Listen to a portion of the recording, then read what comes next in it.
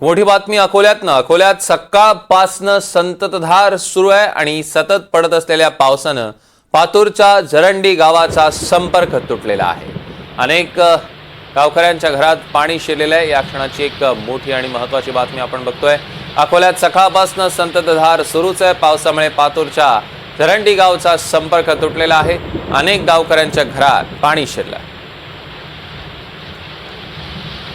अकोल्यात आपण बघतोय मुसळधार पाऊस पडतोय आणि सातत्यानं पडत असलेल्या पावसामुळे अनेक ठिकाणी जलमय झालेला आहे।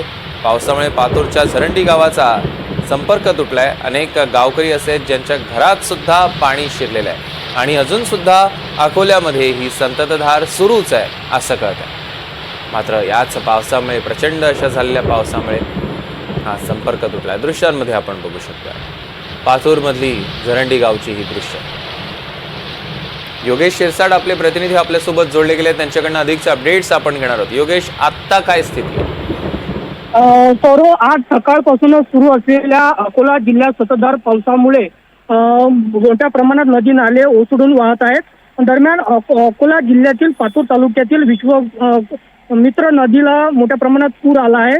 त्यामुळे आजूबाजूच्या गावाला या पुराच्या पाण्याने वेढा घातलाय। दरम्यान पातूर तालुक्यातील झरंडी गावाला सुद्धा या पुराच्या पाण्याने वेढा घातलाय आणि गावातील नागरिकांच्या घरात हे पाणी शिरत आहे। एकंदरीत आता तहसीलदारांशी संपर्क केला असता तहसीलदारांनी सांगितलं की सध्या परिस्थिती नियंत्रणात आहे आणि आपत्ती व्यवस्थापन पथक सुद्धा घटनास्थळी दाखल झालं आहे।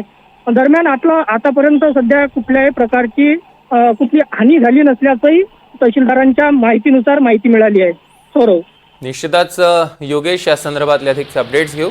तुर्तास धन्यवाद।